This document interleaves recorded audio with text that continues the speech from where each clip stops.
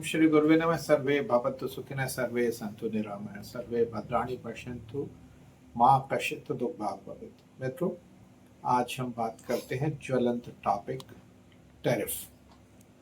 Tariff क्या है और ये टैरिफ वार इस समय चल क्यों रहा है? ऐसा क्या कारण है कि ट्रंप ने, जो भारत और मोदी को बहुत अच्छा दोस्त कहता है, मानता है, उसके ऊपर टैरिफ लगाया? और वो भी थोड़ा बहुत नहीं, 25% टैरिफ और 25% पेनल्टी, इस तरह से 50% टैरिफ लगा दिया। मित्रों, एक बात आपने अभी बीच में सुनी होगी कि ट्रंप ने और एलन मस्क का झगड़ा हो गया। एलन मस्क को ट्रंप ने बाहर निकाल दिया अपनी टीम से। उसका क्या कारण है, पहले मैं ये जान लेता हूँ, फिर हम बात करेंगे कि टैरिफ क्यों लगाया अमेरिका ने और टैरिफ से भारत को क्या नुकसान या क्या फायदे होने वाले हैं। तो मित्रों, बहुत अच्छी खबरें आ रही हैं और दीर्घकालिक रूप से इसमें हमें बहुत लाभ होता दिखाई दे रहा है। तो पहले हम बात करते हैं एलन मस्क और ट्रंप का झगड़ा।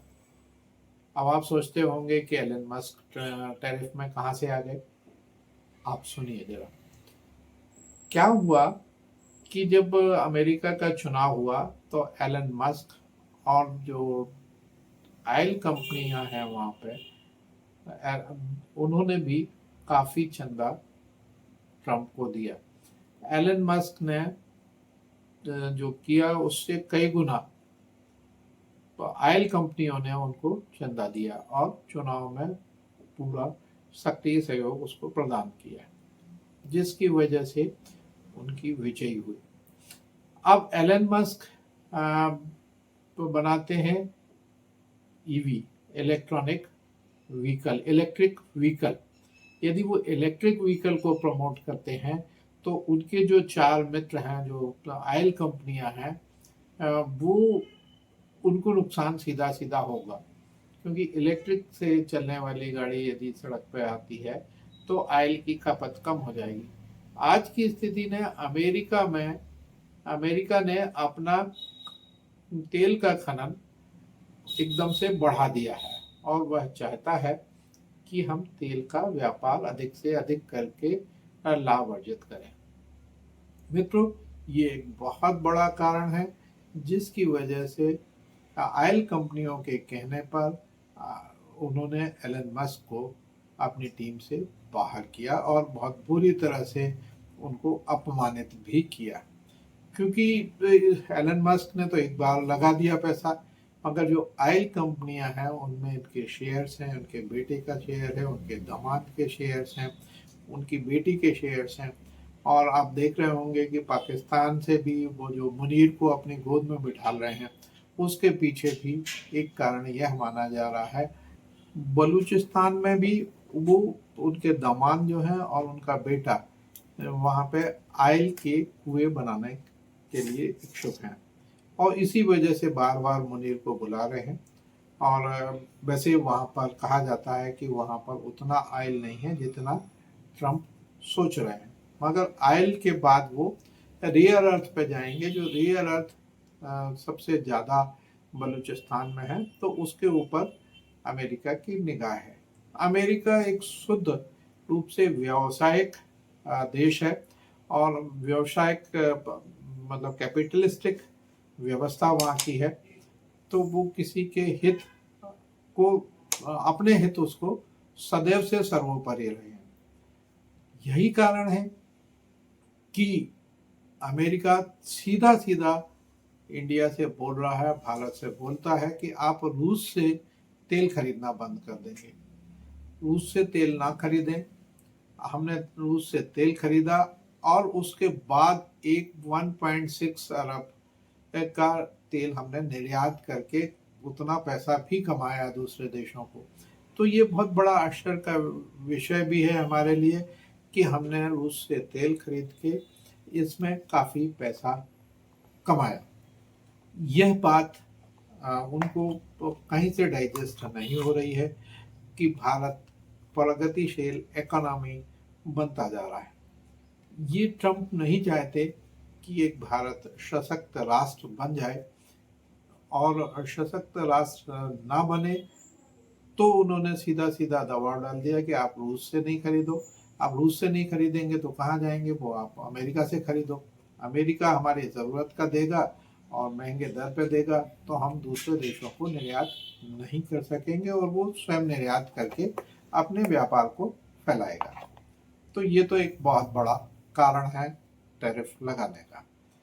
अब मित्रों, टैरिफ से इस समय अमेरिका की हालत बहुत नाजुक है और अमेरिका में ट्रंप का काफ़ी विरोध है।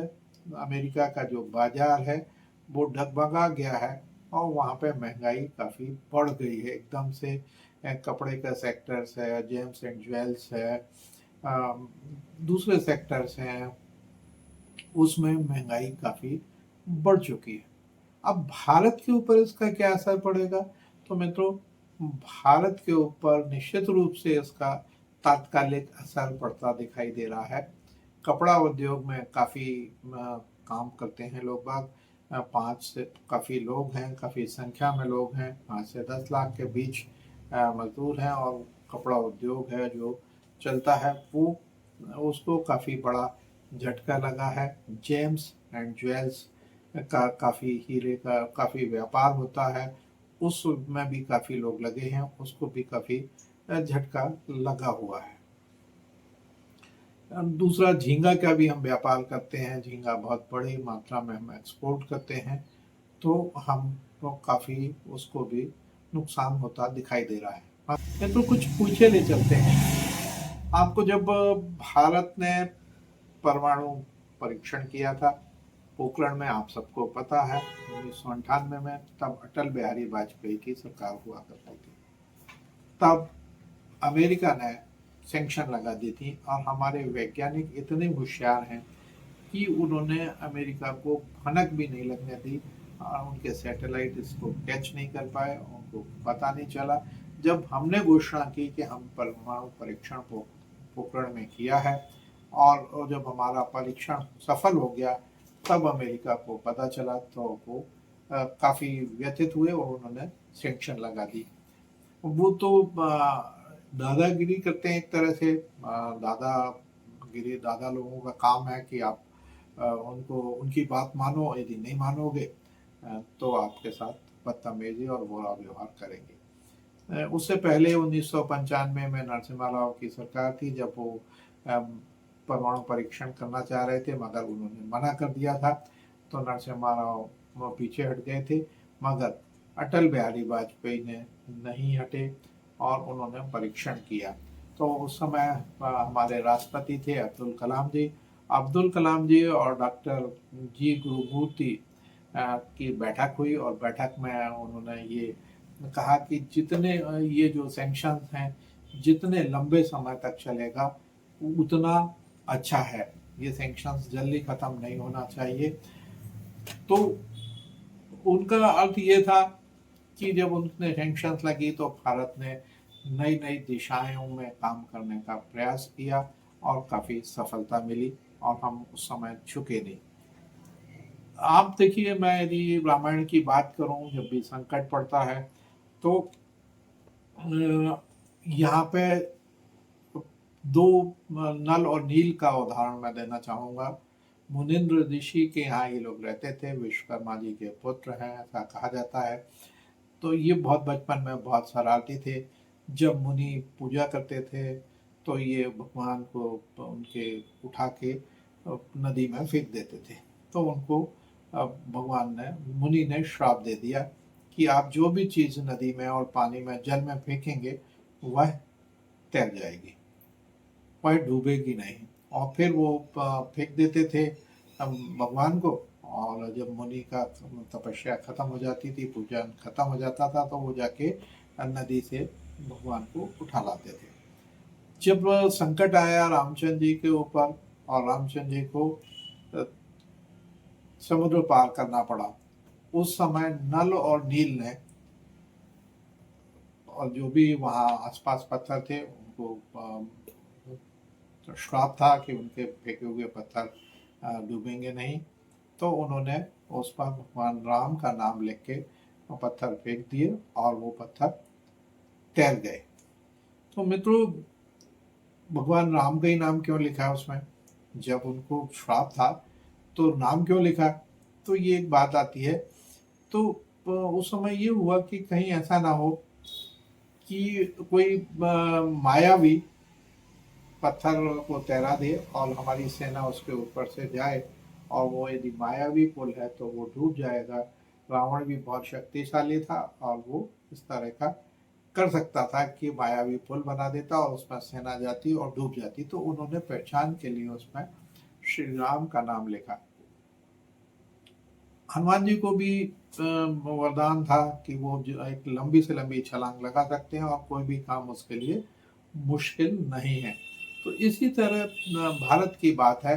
भारत पर जब जब संकट आया है तो हम और मुस्तैदी से और बड़ी ताकत के साथ उभरे हैं।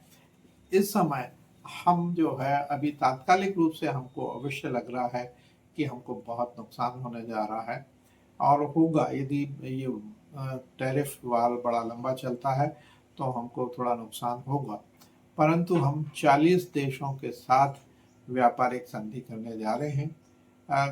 रूस भी, हाँ, इंडिया आ रहा है, भारत आ रहा है, पुतिन जो है भारत आ रहे हैं। और मित्रों, रूस के राष्ट्रपति पुतिन और जेलेंस्की दोनों भारत आने वाले हैं और भारत में बड़ी संधियां होंगी। एकमात्र देश है भारत जो रूस से भी बात करता है और यूक्रेन से भी बात करता है। दूसरा कोई देश नहीं है। अमेरिका ने बुलाया ज़रूर और पुतिन को बुलाया, तो पुतिन अलास्का में ट्रंप से मिले, 3 घंटे की उनकी मुलाकात हुई।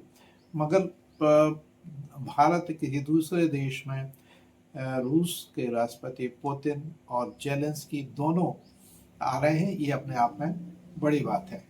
जापान ने भी हमारे देश में जो सुजुकी है वो ईवी मॉडल उसका लॉन्च किया है, ईवी विटारा, जो कि अपने देश में बनने शुरू हो गए हैं और हम ये दूसरे देशों को भी निर्यात करेंगे। यहाँ तक कि जापान भी हमारे यहाँ बना के जापान अपने यहाँ इंपोर्ट करेगी।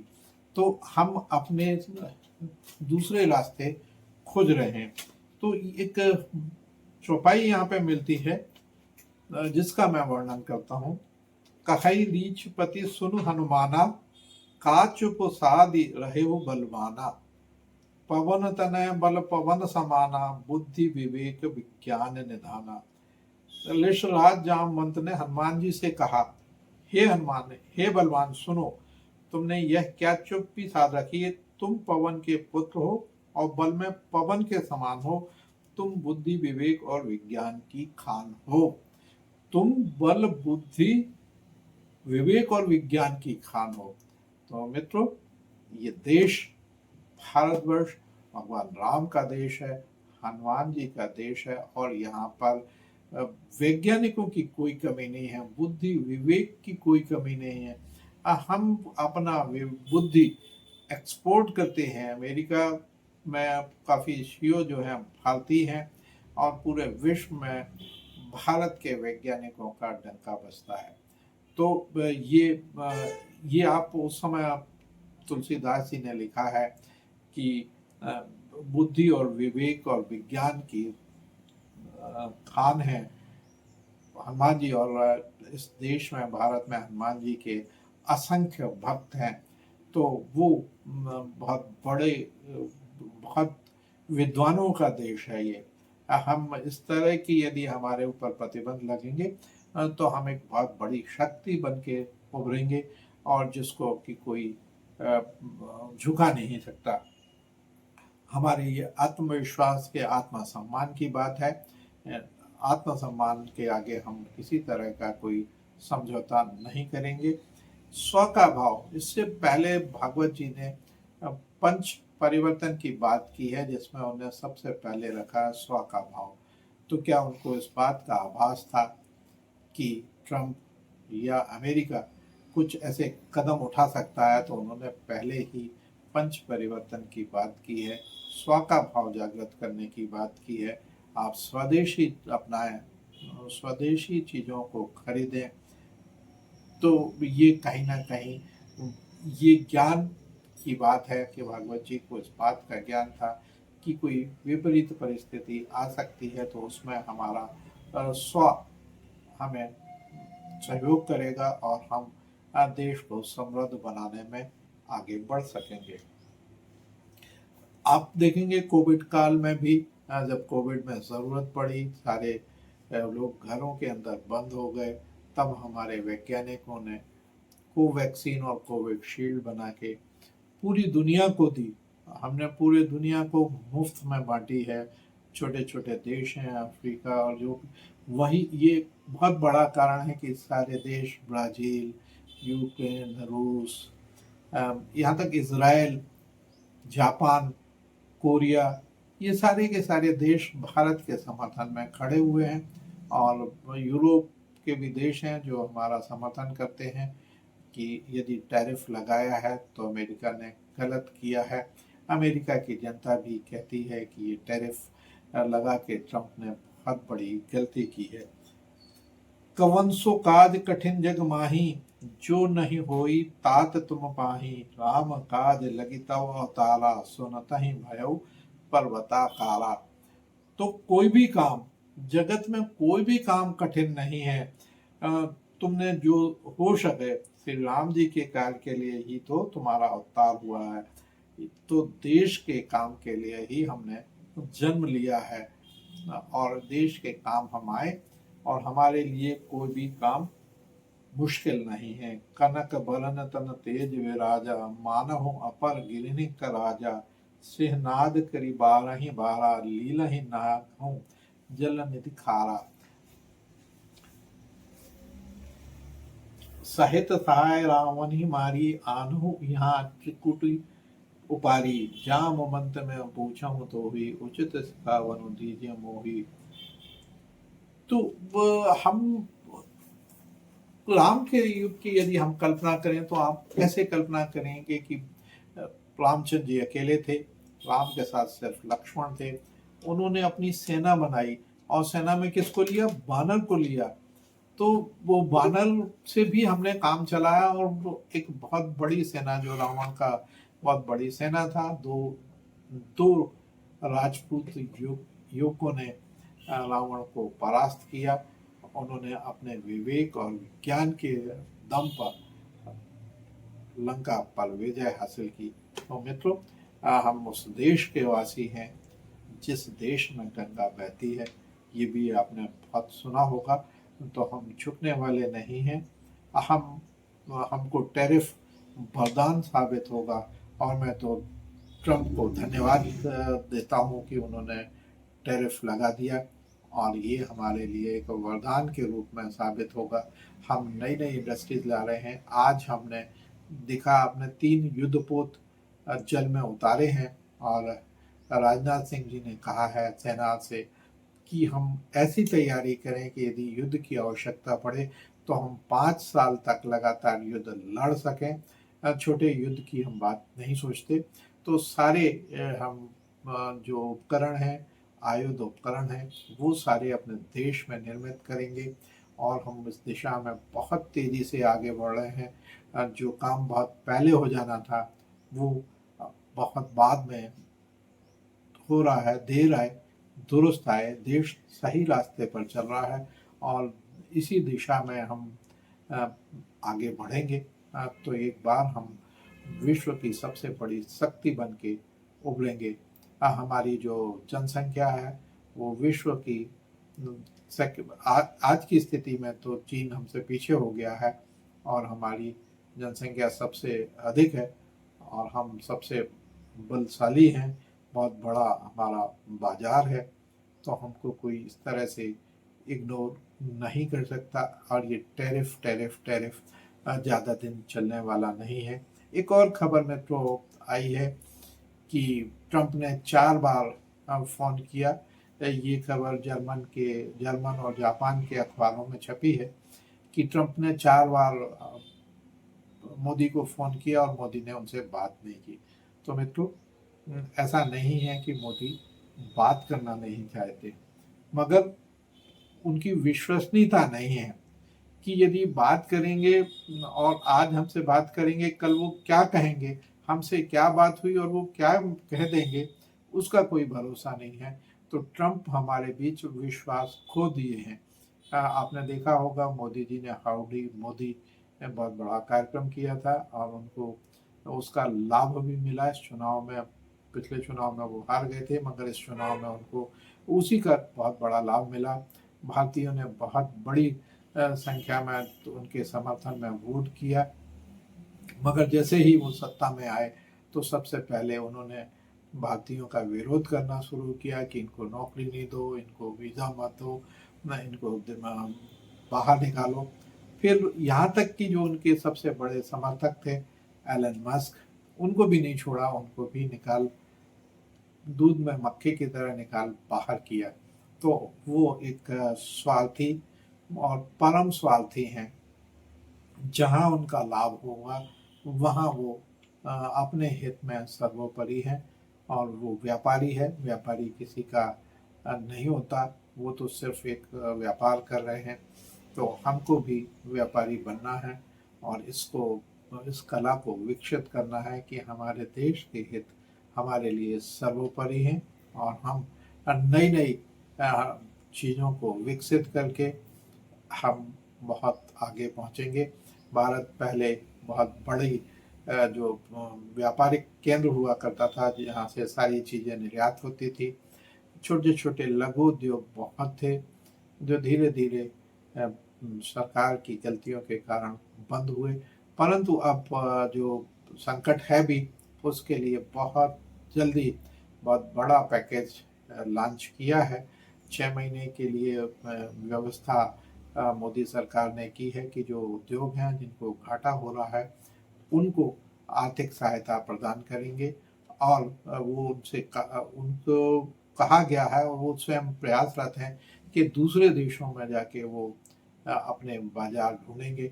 और इस बीच ट्रंप को यदि सद्बुद्धि आती है तो वो टैरिफ का सोचेगा और टैरिफ ख़त्म करेगा और रेसिप्रोकल टैरिफ की बात करते हैं। तो इस तरह की चीज़ें नहीं चल सकती, दबाव में कोई काम नहीं होने वाला है और हम हमारे हित सर्वोपरि हैं, किसानों के हित। यदि हम उनसे किसान के प्रोडक्ट इंपोर्ट करते हैं, मछली इंपोर्ट करेंगे या अनाज इंपोर्ट करते हैं, दूध इंपोर्ट करते हैं, तो यहाँ के कृषकों पर, यहाँ के किसानों पर, यहाँ के छोटे व्यापारी जो हैं, मछली उद्योग वाले मछुआरे हैं, उनके ऊपर विपरीत असर पड़ेगा। अब जो हमारी नैतिक जवाबदारी है अपने देशवासियों के प्रति, उसको सरकार कटिबद्ध है कि उसको किसी भी तरह से कोई नुकसान नहीं पहुंचने दिया जाएगा। और यही सबसे बड़ी बात है, देश में जब भी संकट आता है तो हर देशवासी देश के साथ खड़ा होता है, कंधे से कंधा मिला के। हमको देशवासियों के ऊपर गर्व है। हमारे जो सरकार है इस समय, जिनके हाथों में अभी कमान है देश की, वो सब शक्तिशाली हैं और किसी भी दबाव में नहीं झुकने वाले हैं। हमारे विदेश मंत्री बहुत जाने माने, उनसे अच्छा विदेश मंत्री मैं नहीं समझता कि हो सकता है। लोग बाग आप बुराइयां करते हैं, आलोचनाएं करते हैं, वो आलोचना करना अलग विषय है। और व्हाट्सएप और छोटे छोटे मीडिया जो है इस बात में उछलने लगते हैं, अधजल गगरी छलकत जाए। तो जो छोटे छोटे वो यूट्यूबर्स हैं वो काफ़ी अपनी आलोचना और विवेचना करना शुरू कर देते हैं, तो वो आलोचना करते हैं। वास्तविक स्थिति इससे उलट है और हम बहुत तेज़ी से आगे बढ़ती हुई अर्थव्यवस्था है। हम अपने हितों को कहीं भी कुठाराघात नहीं होने देंगे, ना ही हम किसी तरह से समझौता करेंगे। यदि हम को रूस सस्ता आयल देता है तो हम रूस से खरीदेंगे, और यदि हमें कोई दूसरा देश इससे सस्ता देगा तो हम उस देश से भी खरीदने के लिए तत्पर रहेंगे। हम अपने प्रोडक्ट्स को सभी जितने भी मार्केट हैं उसमें भेजने का प्रयास कर रहे हैं। कोशिश जारी है कि कम से कम नुकसान हो। देखते हैं आइए टैरिफ कब तक चलता है, मगर हम 6 महीने के लिए तो तैयार हैं और आगे 6 महीने में हम इतने आगे बढ़ जाएंगे जिसकी की कल्पना और आप और हम नहीं कर सकते। अमेरिका भी इस बात के लिए कल्पना नहीं कर सकता कि भारत 6 महीने में कितना आगे बढ़ जाएगा और 6 महीने बाद हम जो है डिफेंस के, आर्म्स के बहुत बड़े सप्लायर में से एक होने वाले हैं और हम बहुत सी चीज़ें निर्यात करेंगे। तो मित्रों, ये बहुत सी बातें हैं। अमेरिका नहीं चाह रहा था कि हम S-400 रूस से लें, मगर हमें अपनी सुरक्षा सर्वोपरि है। हम सुरक्षा के प्रति कटिबद्ध हैं, इसलिए हमने खरीदा और आगे भी हम अपनी जो भी आवश्यकता की पूर्ति है जहाँ भी हमें मिलेगा वहाँ से खरीदेंगे। मैं बार बार एक बात कहता हूँ कि हम गुटनिरपेक्ष देश हैं, हम किसी गुट में नहीं हैं। यदि हम रसिया से सामान खरीदते हैं, चीन से व्यापार करते हैं, यूक्रेन से व्यापार करते हैं, जापान से करते हैं, तो उसका ये मतलब नहीं है कि हम उनके गुट में हैं। हमको वहाँ से सम्मानजनक रूप से, आदर के साथ और हमारे आत्मसम्मान के साथ सामान मिलता है, हम खरीदते हैं और हम बेचते हैं। आगे भी हम अपनी शर्तों पर व्यापार करते रहेंगे।